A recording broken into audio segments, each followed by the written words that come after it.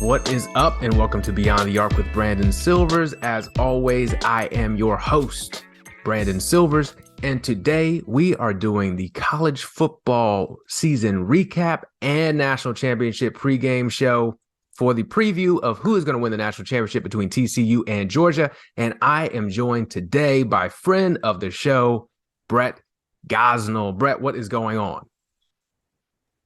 How's it going?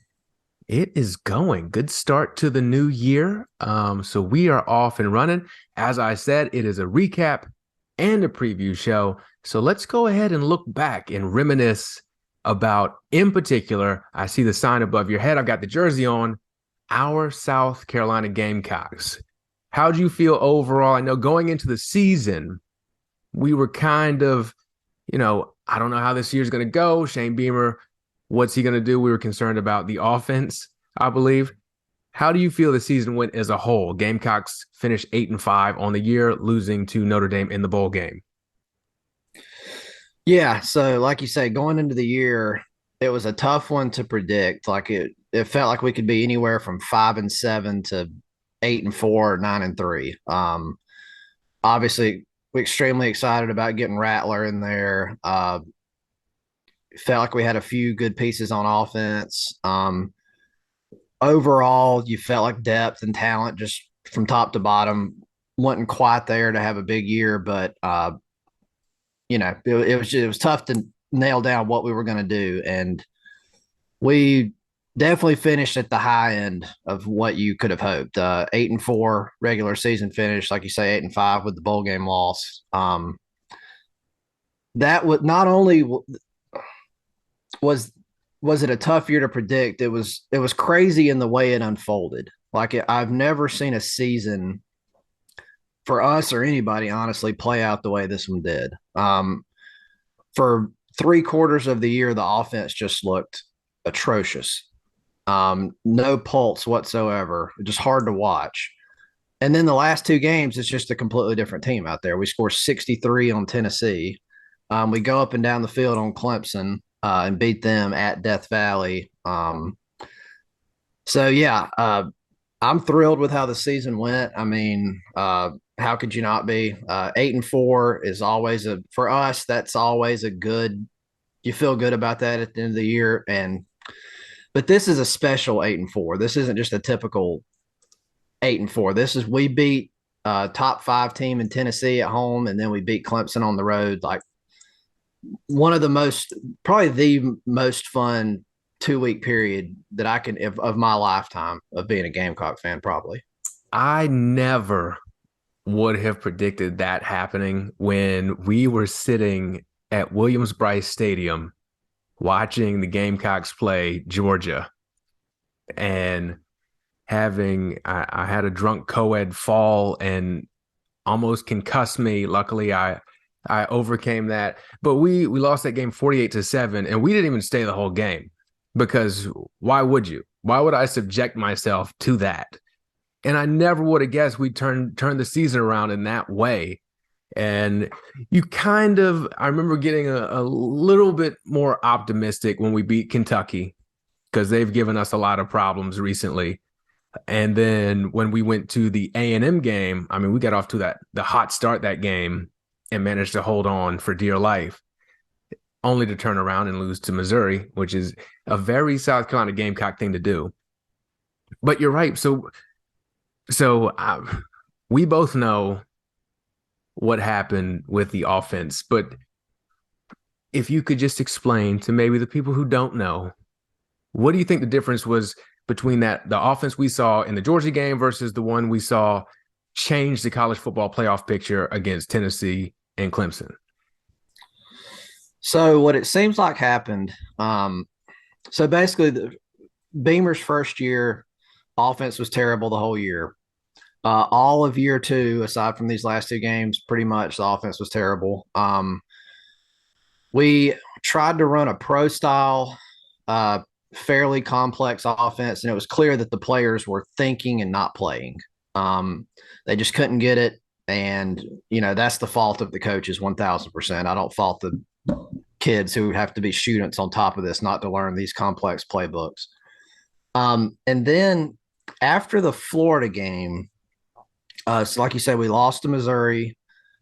Offense was just so horrible. Missouri's not any good. Florida's not any good either. The only points we scored that game were a fake punt touchdown.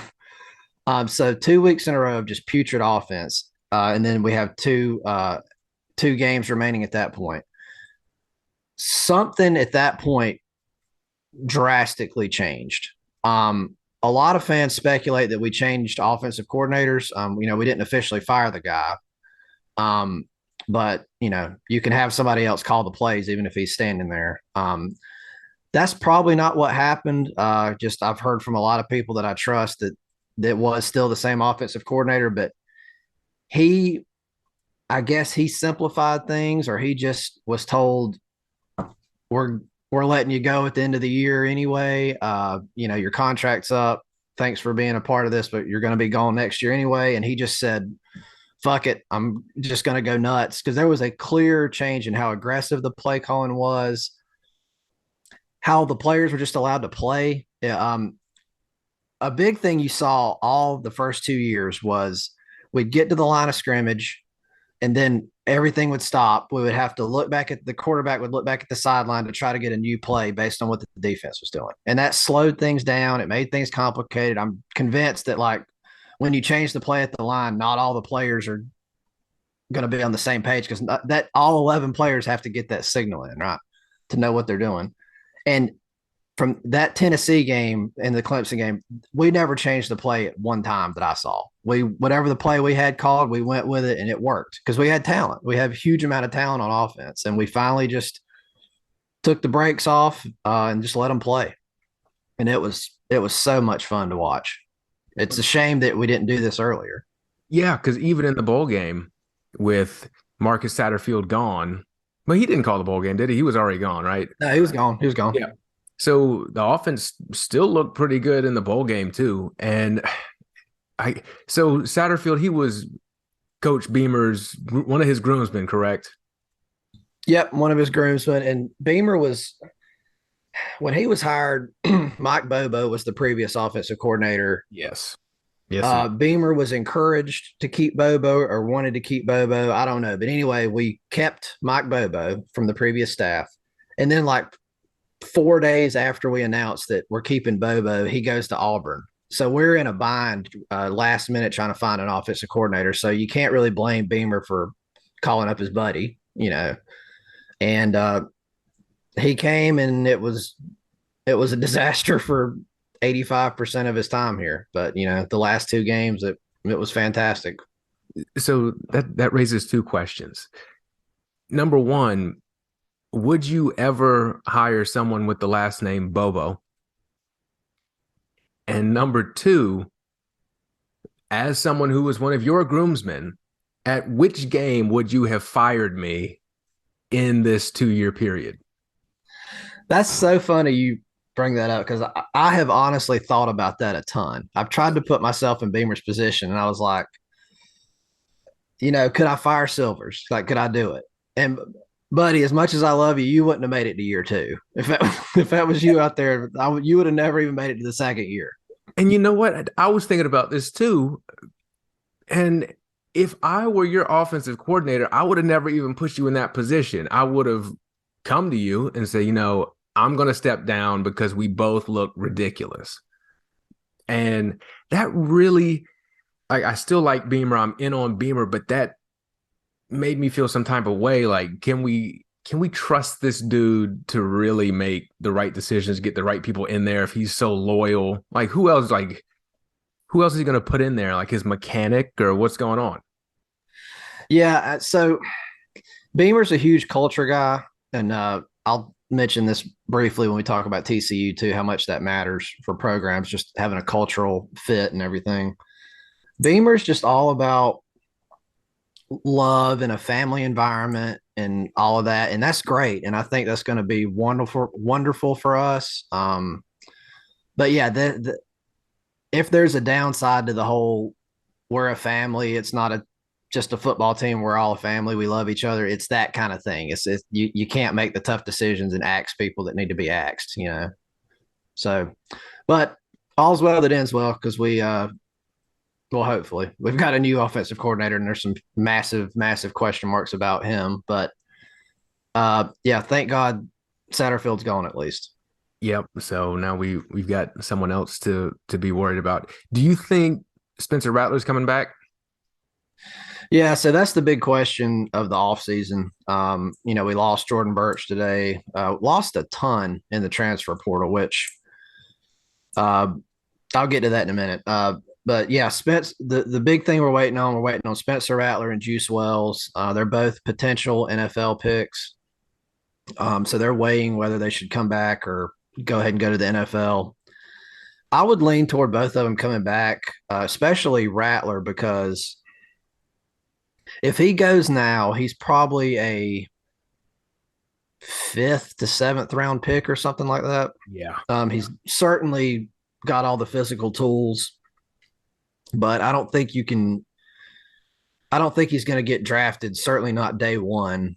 Uh, just with his small resume. I mean, really, he's had two good games in the last 2 years. Honestly, um, he would certainly get drafted. I think, like I say, he's got the huge arm. He's athletic. I mean, he's got all the tools. But if he comes back and plays, like he's capable of, like if he has 5 or 6 games like he had against Tennessee and Clemson, then he's a first round pick to me easily. Yeah. I mean, he's a kid who wasn't he number one coming out of high school? Yeah, yeah. I mean, he's got the pedigree. If I'm him, I'm betting on myself, and I'm coming back and trying to. One nowadays, you're going to make money in college. Yep. We've got all kind of NIL deals lined up for him, I assume. So he'll get paid to play that last year at Carolina, and he stands to make so much more money if he's a first or second round pick versus a sixth or seventh round pick. So to me, it's a no brainer for him to come back. Yeah, because he's probably making more money as a college He, athlete than as a 6 or 7 round pick. So he could, yeah, he could be, yeah. I would absolutely do that. And then, so I guess the other question is, do you want him back as a Carolina fan? Yeah, absolutely. He's the most talented quarterback we've ever had. I don't think there's any question about that. You know, Connor Shaw is obviously the best quarterback we've ever had, but he had so much around him and, just physical talent wise and just guy with a big arm making eye opening throws. It's Rattler's the best we've ever had, and it's not even close. So, yeah, absolutely. I want him back. I was going to throw out punter Kai Kroger as the best quarterback we've ever had, but Yeah, by the numbers, he would be by miles. Yeah. who we got? 10,000 passer rating. And Dak Joyner coming back for his And 37th if season. Rattler leaves, I hope Joyner gets a chance to be the actual quarterback. He deserves it. There needs to be a wide open quarterback competition. There's a lot of options. Luke Doty's there. We've got a lot of good recruits. Tanner Bailey. There's too many to even name. We've recruited that position very well. But I would hope Joyner gets a fair shot at it if Rattler doesn't leave. I will build a statue of Dak Joyner outside of Willie B before it's all said and done. So you mentioned the transfers, and that's really been the depressing part of the offseason for me so far. Jordan Birch, I just learned and yelled fuck right before we started recording about him transferring. Marshawn Lloyd and Jaheim Bell. What in the hell is going on there? Yeah, and Gilbert Edmond also. So when a couple years ago, when the transfer portal became what it is, you don't have to be a grad transfer. You can kind of transfer whenever you want to. I was very excited about that. I thought this is going to benefit South Carolina because if you think of the two reasons players leave, usually they're either a very talented player at a big school that they're behind somebody better than them. It's a 4 or 5 star kid at Alabama who's just not getting to play. So he wants to transfer somewhere a step down and get playing time. and we stood to benefit from getting all of those kids, and we have, like I would say Rattler's an example of that. Yeah. Um, and then the kids that played a lot and were superstars at a lower level, we stood to benefit from getting those kids because we're a step up, get an opportunity to play in the SEC, you'll take it. And we got that with Juice Wells, leaving JMU to come to us. So I thought we were really in the perfect position as a school. Like we're big enough to where we're a destination, but we're a step down from the Bamas and the Georgias to where we'll get their bench players. You know what I'm saying? So I thought we were uniquely positioned to benefit from this transfer portal. The thing that I guess I didn't consider was you can pay your players now, and other schools are far ahead of us in how they've got their NIL set up. So Jaheim Bell, Marshawn Lloyd, they're going to get paydays. And I'm not going to pretend to be like some big donor or some big insider to know who's getting what money, but I feel like we're going to get Rattler paid if he stays, but we probably just don't have enough money to get everybody paid. So Jordan Birch, Jaheim Bell, Marshawn Lloyd, I think they're going to get paid. And we just don't have the resources right now to keep those guys. And I wonder how much the balance is between going to get paid and going to like a better fit, because we didn't use Jaheim Bell very well this year. Yeah, it's hard to blame him. I don't blame him at all for leaving, honestly, because, he was very poorly used. Lloyd, I mean, he was our premier running back, but I could see wanting to go where you're more featured, because when the offense really took off, it was without Lloyd. I mean, he was hurt those last. I think he played some, but he was hurt. He was not the focus of the offense those last two games. So I kind of get it from their perspective. But losing somebody like Gilbert Edmond and Jordan Birch, like they played every snap. Yeah. I mean, and Gilbert Edmond's a true freshman out there, and he's like, I don't know if he was technically a starter, but he was playing a ton of snaps. For them to leave, that's just the only thing it could be is money. Like you can't say they're not being used properly. Birch was always, like you said, like he even had a big impact in the bowl game. So that was really, that's why I screamed so loud when I read it beforehand, because I was like, he was one of the last guys I would think would transfer out. Yeah, and he hurts work like, Bell, all the other guys we listed, they're not from South Carolina. Birch is from Columbia. Yep. It hurts. Now that he's not a Gamecock, I'm going to talk honestly about him. He has been a big disappointment. He has not lived up to what he was supposed to be at all. I think he's got 4 sacks in his 3 years as a Carolina player. So this isn't anywhere near as big of a loss as a Jaheim Bell or a Marshawn Lloyd from a production standpoint, but it hurts a lot worse than those because he is a hometown kid, And then kind of going to that end of the season that we had, just how great was it to beat Clemson again? So a common thing that fans like on the message boards and just in our sitting around drinking that we talk about it like before the season starts is like, hey, would you rather go 6-6 and beat Clemson, or would you rather go 9-3 and lose to Clemson? And it's like, that's a stupid question, because if we're good enough to go 9-3, we're probably going to beat Clemson. And if we're bad enough to go 6-6, then we're not. But like, we actually did that kind of shit this year. Yep. Like we lost to Missouri and Florida and then beat Clemson and Tennessee. Like it makes the path we took to get to 8-4 makes no sense whatsoever. So yeah, like if you told me before the year we're going to go 8-4, but 2 of our wins are going to be Clemson and Tennessee, like my God, like I'd be on cloud. I'll take that every year for the rest of my life, And at Clemson too, that made it to see all them sad with holding their sheep in the crowd. Man, I was like sweating profusely because I just played Sandstorm on repeat and jumped around after the end of the game.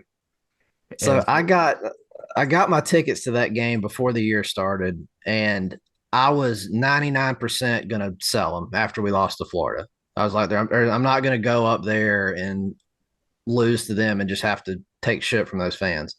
And then we beat Tennessee, and I was like, okay, I'm back in. Just when I think I'm out, they pull me back in. Every year. And yeah, so yeah, I went up there, and it was amazing. I sit right next to Jesus and Queen Elizabeth up in heaven there. I was so far up, but it was so much fun, and we needed to beat them. Like the fan base, we just needed that so badly, and yeah, once it felt like we had a chance to win, I was just so nervous. Like you said, sweating profusely. I was just dying up there, and I mean, it could have been a lack of oxygen, but like I was I was so nervous, but I was like, man, it's fun to feel this way again because if nothing when your team sucks and there's nothing at stake, you really don't get nervous. You know what I mean? Like I like haven't we been had, nervous had an for a Clemson opportunity. game in how long? Like Yeah, first quarter, it's 28-0. Let's turn yeah, it off and go be happy. yeah. And we were clearly the better team. Like we could have won that game by multiple scores. It was like we had nothing to lose and all the pressure was on them. They were fumbling these kickoffs and punts and shit. I mean, they were just lemon booty, and we were just playing with our hair on fire. I mean, it was just so much fun. Did Jesus, when you were up there with him, did he mention how much he hates Dabo Sweeney name dropping him all the time? You heard Dabo the other day talking about name, image, likeness. Yes. This program is built on the name, image, and likeness of God. Like, okay. Good luck, Dabo. He Yeah. always does. Like, what are you doing? That's not true. If he if he one day is not the coach of Texas A&M, this universe that we're in will have missed a great opportunity because that is such a perfect fit. Yeah. Just that weird cultishness and Jesus. hokiness. And how so again, fuck Dabo. But looking at another school that I don't enjoy, Notre Dame, tough loss there in the bowl game. But how'd you feel about their performance overall? Well, I mean, it's not surprising that we lost. It was a bad matchup for us because one of our weaknesses this year was stopping the run, and that's really all Notre Dame does. They did throw the ball for like 500 yards on us too, but we had so many like opt outs and injury. Like we had like no depth that was receiver or anywhere on the defense. So I mean, we were hamstrung, but it was a great game. It was a lot of fun to watch. I mean, I don't know. Yeah, after how amazing the regular season was, to say, hey, we played Notre Dame close, extremely fun, exciting game in a bowl game. What else can you ask for? Yeah, absolutely. So moving forward, next year, do you expect to see the Gamecocks that beat up on Tennessee and Clemson to end the year, or the team that almost killed us watching them play Georgia? Well, um, it has to depend on if Rattler and Wells come back. That's going to be huge in terms of what you would set our season win total at. Um, we're losing through these transfers. We're losing a lot of players. We could take a step back, but you would hope it's no worse than like 7-5 if we do have a worse record next year. Um, we're recruiting very well. This recruiting class is looking very, very good. It's like our best in over a decade, I think. But this is a good thing, but it's a bad thing for next year. The class seems to be we're bringing in mostly like trench line of scrimmage guys, which you need, and that'll pay dividends down the road. But it's hard to expect those players to step right in as true freshmen and contribute. They say the closer you are to the ball, the harder it is to play as a freshman. So we're bringing in a ton of good offensive linemen, defensive linemen, but I'm not sure how much you can expect out of them next year. So I could definitely see us take a step back, but we've built up so much goodwill from these last 2 weeks of the season that you know we'd really have to have a disastrous year, like a miss a bowl game type year, for us to feel like the momentum of the program is shifting against us. And luckily for you watching and listening, we'll be here in late August, early September telling you what to expect. Definitely late August, actually.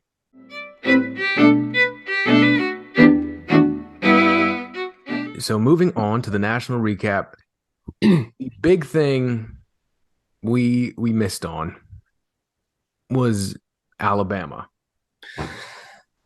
Yeah. What in the hell? So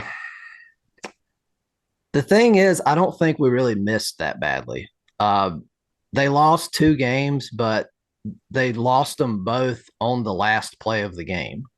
They could have, even if they win one of those games, they're in the playoffs. Yeah. They easily could have won both of them. So, any rumors of Bama's demise here, I think, are greatly overstated.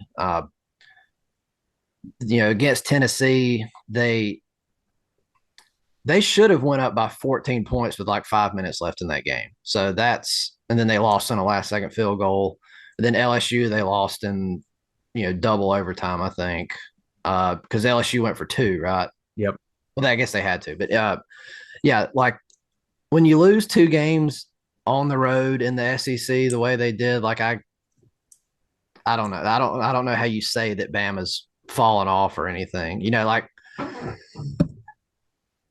I guess we would have expected them to dominate every game. I mean, that's kind of what I expected. And they were in some close games, but I'm not going to say that they're going anywhere, that we were necessarily wrong to pick them. I agree. I don't admit I'm wrong either.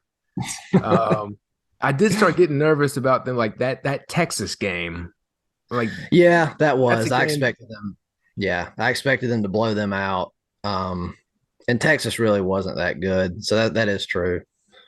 Like that's where, you would, but you're right. Like they lost both those games were on the road too, that they lost Yeah.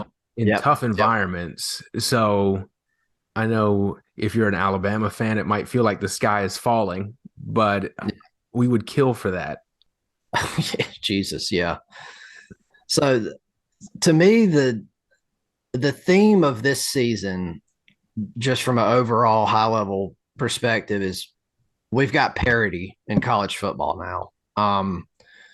For like a decade, it felt like it was Bama and Clemson. It was, you knew from the beginning of the year to the end, it's going to be one of these teams. There Yep. was never any question. I think the one time that one of them didn't win it, it was LSU beating Clemson in the final, and that was like the best college football team of all time with Joe Burrow and Chase and those guys.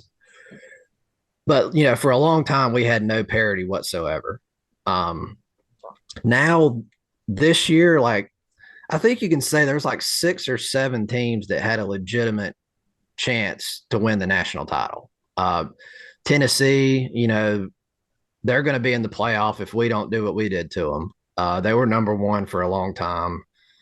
Uh, Obviously, all 4 teams in the playoffs had a shot. Ohio State should have beat Georgia. Yep. Michigan TCU is a fairly close game, so either of those teams you would say are good or national championship quality teams. Southern Cal, even, like if they don't slip up, they're in the playoffs. The defense was terrible, but that offense is one of the best in the country. So like Southern Cal's right on the cusp of being a national title contender. So, and then Bama, as we mentioned, so there's easily 6 teams that would not have surprised you if they won the title, and that has not been the case in a long time. And I enjoy it. And it's a good mix of teams who aren't traditional powers and teams who used to be traditional powers coming Right. back. And it's really Yeah. made it fun to watch because we're all suckers for nostalgia. So seeing like Southern Cal be back without Reggie Bush uh, was fun. And then I guess the only team that doesn't work for is Miami. Yeah. But then like a team like TCU, like who would have thought they'd be playing for a national championship? Yeah, yeah. I mean, obviously we'll talk about them in more detail when we go in the championship preview, but they're not a fluke. I mean, they're not. I think they're here to stay. Like it's not like Cincinnati was last year. You know, they play a nothing schedule and go undefeated and make the playoff. Like TCU played a very tough schedule and they handled it all year. I mean, they went through the ringer. They're legit. I mean, they're a legit power now. Absolutely. And as far as like the parity, so do you think that that's a result of the NIL? I thought about that too, and I we're so young in the NIL that I don't know. It's too early to say. I mean, with Southern Cal, yeah, I think that's why they're there.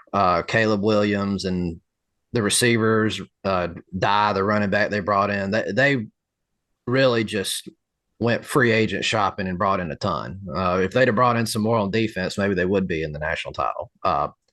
So for them, yeah, I think you point to the NIL, but everybody else, I don't know. I mean, the NIL is definitely something that I knew would shake up college football, just because it's a new variable. You know, like it gives any fan base, any team that has money, it gives you a chance to compete. So it is a variable. Now, I guess going forward, we'll see. Is it just going to be the well run powerhouse programs that are able to take advantage of it? So so it's not really that much of a variable. It's not really that much of a shakeup, or does it truly, change the landscape? It's like, just use an example of professional sports. Like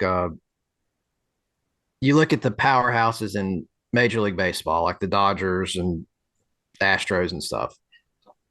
If we took all the players off all the teams and had a big draft to where nobody had their same players anymore, do you think that would completely change who's good year in and year out, or do you think the teams that are good would just draft properly, sign people properly, evaluate people properly, and just be right back on top as they were?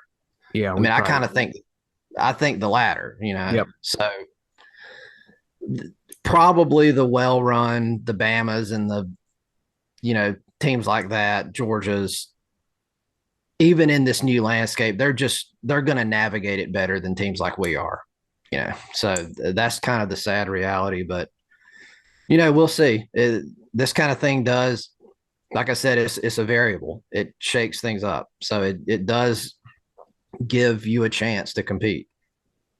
And then so you've got the NIL and obviously the transfer rule, but you look at teams like a TCU, like a Utah, you got these teams who I don't think of as having a lot of NIL money. I don't think of them as really bringing in a ton of transfers, but they're those schools that you talked about, like with South Carolina, who are kind of on that mid-level, and they just develop guys for 3 and 4 years. And so that's led them to be successful. I'm sure I'll look this up later, and Max Duggan will have been from Ohio State or something. But there's just so many different factors at play. And I think that the more variables that there are, the more parity that can be Yeah. had. So I'm like, let's just keep on throwing shit in here and see what happens. Yep. Yep. Yeah. Clearly, for a team like us to compete, like something needed to change just because we haven't competed for 100 years. Yep. Like I don't know exactly why, but given that we have a century of evidence here that we're not going to win a national title, like anything that changes things, in theory, that gives us a chance. So yeah, and like you said with TCU, I was sure I had created this whole narrative in my head that they had brought everybody in with transfers, like Texas, Oklahoma, the big schools. When the kids don't get to play, the 4 or 5 star kids that like don't get to start right away, TCU sweeps in and gets them. I don't think that's true. I don't think that's how they've built this team. Their receiver, Quentin Johnston, who's I would say their best player, he committed to TCU out of high school. He's not a transfer. I was Yeah, I was convinced he was like a 5-star and just didn't get to play right away, and TCU got him. But no, he was a 4-star kid, been there the whole time. And then I'm pretty sure their leading rusher last year actually transferred out, Zach Yeah. Evans. I think Yep, the that's right. lane That's guy. right. To Ole Miss. Yeah. Yeah, so it's like I don't know, it doesn't make any sense to me because I watched them a lot last season because I had them in the college fantasy draft, and they were just a team who you could see on offense they were really good, but they just could not close games. Yeah. And so I'm as shocked as anybody that they are where they are. Um, and actually, we can get into that. We can talk about so it, the college football playoff was incredible. Yeah. Yeah. Speaking of parity, I Like mean, every game was close. that was, I just couldn't believe how right, I guess, the committee got it. I mean, the closest game was that TCU game versus Michigan, 51-45. Michigan had a chance to take the lead. Jim Harbaugh was not calling timeouts. I don't know what he was doing. It almost worked out for him, but what were your thoughts on those games? Yeah. Like you said, the committee got it right, I guess. But I mean, if they'd have let Bama in, maybe Bama would have beat Georgia. I mean, I don't know. I really think, like I said, I think there was like 6 or 7 teams that were pretty close in quality. So maybe whoever you put in the top four, we were going to get good games. Uh, but yeah, TCU Michigan was like a classic college coach versus a classic NFL coach. Jim Harbaugh, actually being a former NFL coach.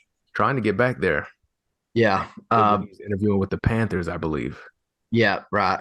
And then Sonny Dykes, classic college guy, spread offense, runs a 3-3-5 offense, which is I'm pretty sure nobody in the NFL runs that.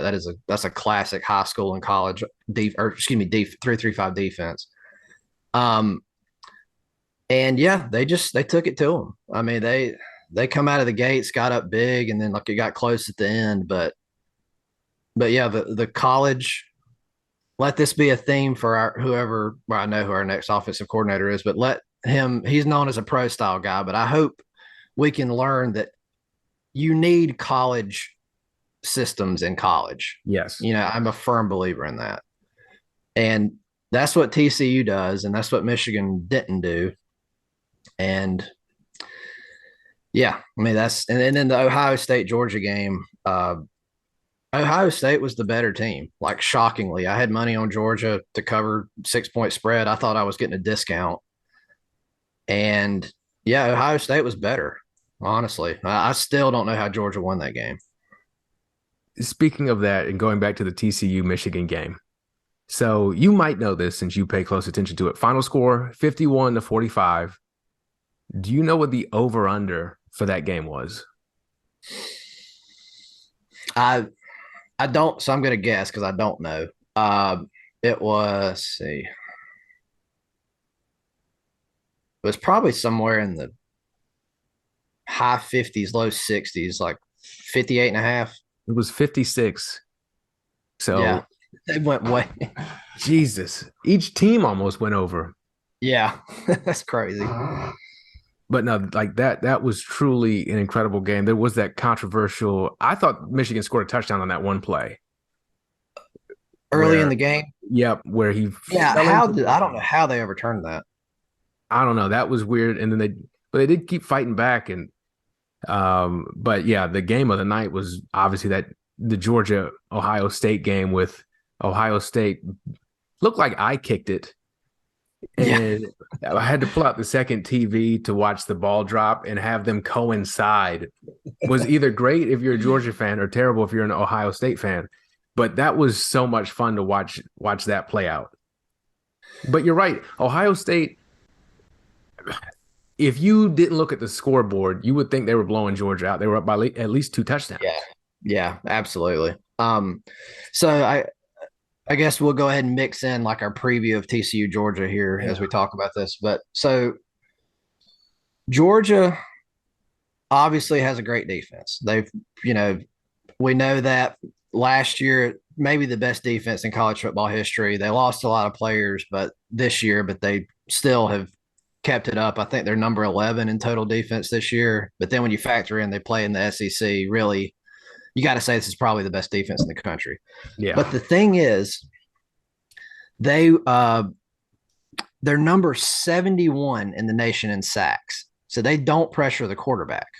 Well, very rare to see a defense that good be that bad at pressuring the quarterback. And we saw what happens when you can't get pressure on the quarterback. Like CJ Stroud had all now he was creating a lot of his time. He was scrambling really well at times, but he had all day to throw the ball and he took advantage of it. So that's something to look for in this game versus TCU. Duggan's probably going to have plenty of time to throw the ball. And like a good pass rush is the best type of coverage. So Absolutely. You give Johnston all that time to get open, and Yeah, good luck.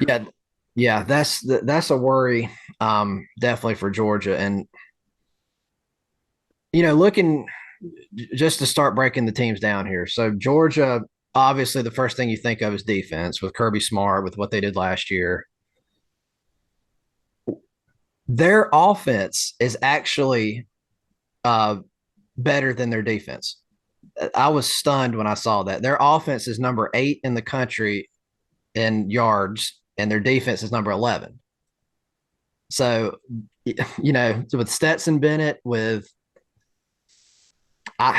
who's their best, or Brock Bowers is their best skill player. But aside from him, like they don't really have a ton that jumps out and scares you. No, because like their leading rusher, McIntosh, 779 yards. Right. Yeah. Stetson Bennett is Stetson Bennett. Yeah. I I can't think of a game when he just looked lights out outside of against us, I guess, this season. Like, Yeah. you get what you get with him. You mentioned he's like going to be a great Stetson Bennett Kia uh, owner there, great car dealership owner, but I can't. How are they getting it? Okay. So 293 passing yards a game, 202 rushing. So just very balanced. Yeah. Yeah, it's weird. And I mean, you can look at it one of two ways. You can say Georgia's strength is supposed to be their defense, and their defense is not as good as you may have thought.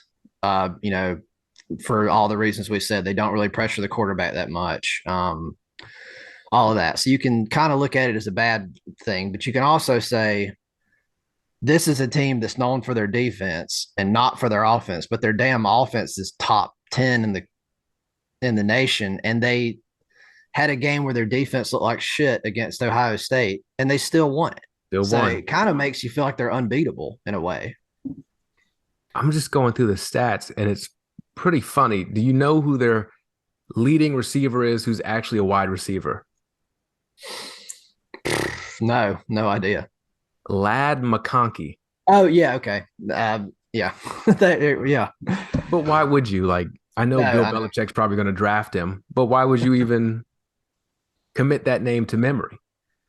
Um, so, so with TCU, what can they stop this surprisingly good Georgia offense? I guess is the question.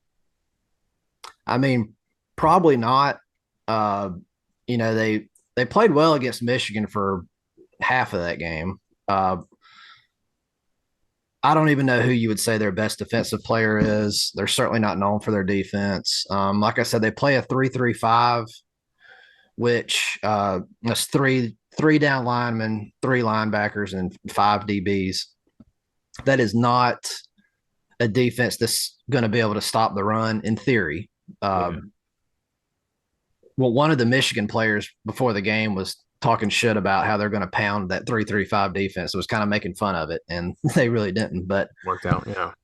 yeah, I don't know. I mean, I don't think they're going to slow them down too much, but I think TCU might be able to score to keep up with Georgia. That's what it's going to come down to. I guess my concern for TCU is that who have they faced like Georgia, like in terms of physicality and like just giant SEC, even like the best of the SEC athletes? Yeah, probably nobody. I mean, so this is what I said earlier about TCU not being a fluke. They had the number 8 strength of schedule in the country this year. So they've played good teams. The Big 12, I think, is probably the second best conference behind the SEC, even though the Big 10 got 2 teams in the playoffs. I would still say the Big 12 is the second best conference. Um, so TCU, they've went through the ringer, and it wasn't just the teams they played. Like they had their bye week 3 or something crazy like that. So they had to play like 10 games back to back to back, everyone knowing that they had to win. And they didn't lose until the conference championship game. Like you can't say that they're smoke and mirrors or that they don't deserve to be here or that they haven't played anybody or anything like that.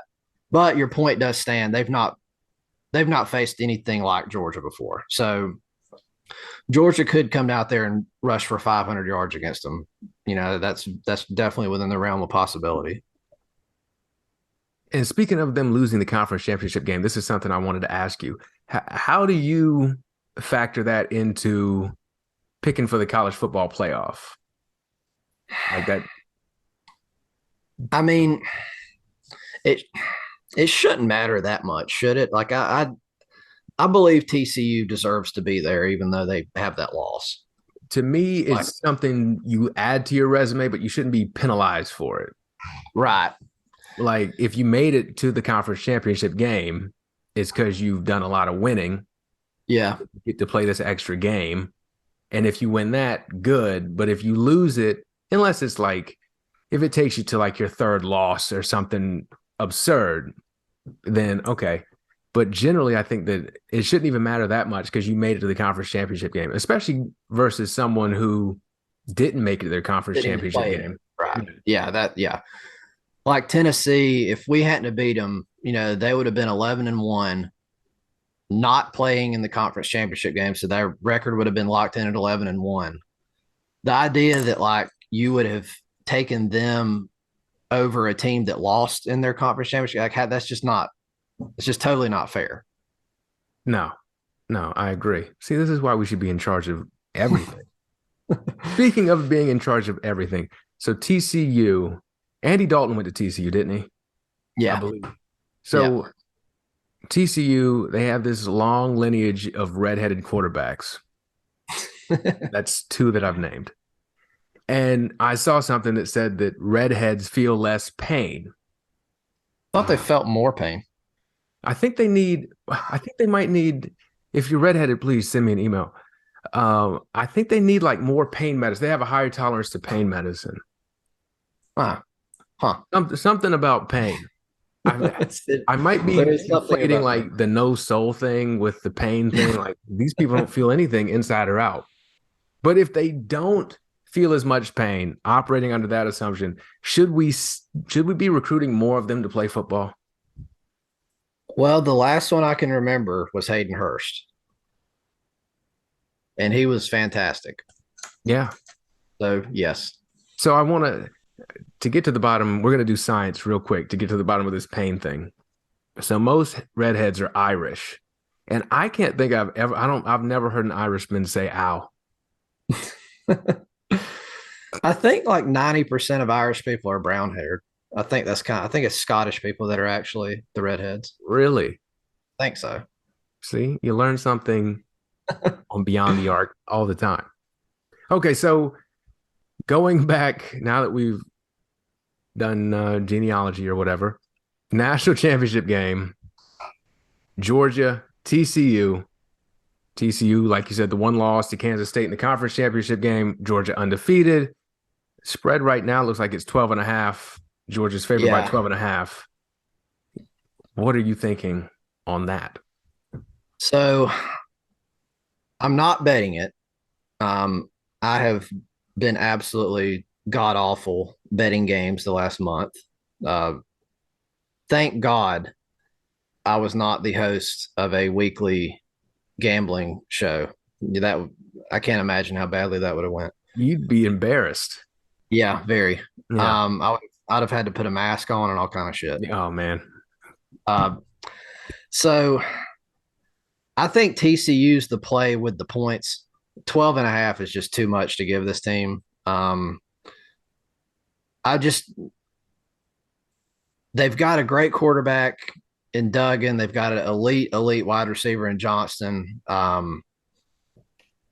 I don't know. I don't really know their other players that well, but I know that they're just set up to do well in college. Sonny Dykes is, and let me talk about that for just really quick because I had that in my notes. Something that was interesting. He was a complete failure of a coach at Cal. He doesn't have that great of a history as a head coach, but something about he's a Texas guy and he just fits at TCU. In his first year, they're already in the national title. And he doesn't do anything like NFL teams does. He is a pure college guy. Like I said, they run the 3-3-5, which you only see in high school and college. They run a college offense and they've got it figured out. I mean, they're just like I said, the way they navigated that extremely difficult schedule, winning week after week, with probably less talent than a lot of the teams they were facing in the Big 12, much less Michigan, who they dominated for most of that game. I really believe in that coaching staff so much. So I'm confident, not confident enough to bet it, but I'm confident they're going to stay within that 12 and a half. But Georgia's got to be the pick here to bring home the national title. They're just too much talent. I think though, as badly as the defense played last week against Ohio State, I think that'll wake them up somewhat. I think we'll get a better showing. And then, like I said, they almost have the air of unbeatability because even when their calling card, their defense struggles, the offense still puts it together and wins. It's like there's no way to beat this team, Yeah, I agree. I think that if they were going to lose a game, I think last week was it. Yeah. And they pulled it off. And at the beginning of the season, if I'm remembering correctly, the preview, we talked about the three teams were going to be Bama, Georgia, and Ohio State. Ohio State was right in there. Yeah. And so, like you said, Georgia's defense didn't show up. They still found a way to win. And it's not like Stetson Bennett was lights out or anything. I still don't even really know how they won. I don't either. It's crazy. Yeah. It makes no sense. And I think it's just Ryan Day is cursed, but I don't see how they lose this game. I would like TCU to win just because I think, like you mentioned with Sonny Dykes, and then I think a team that's not a traditional powerhouse winning a national championship, I'd like to see what that does for college football. And they're an underdog. It's more fun pulling for the underdogs, but I just don't see how they do it. Yeah, I agree. I'm definitely pulling for them. But either way, we either get another SEC champion, which is always good, or one of our main recruiting rivals gets beat, and TCU, very fun team to pull for a win. So either way, we're going to be happy, I think. It took all season, but we reached a point where, as Gamecock fans, we can't lose. So, well, that will do it for our college football recap and national championship game preview. Brett, thank you for joining me once again. This was fun, as always. Thank you. I'm already excited to get the Phil Steele magazine and break down next season's preview.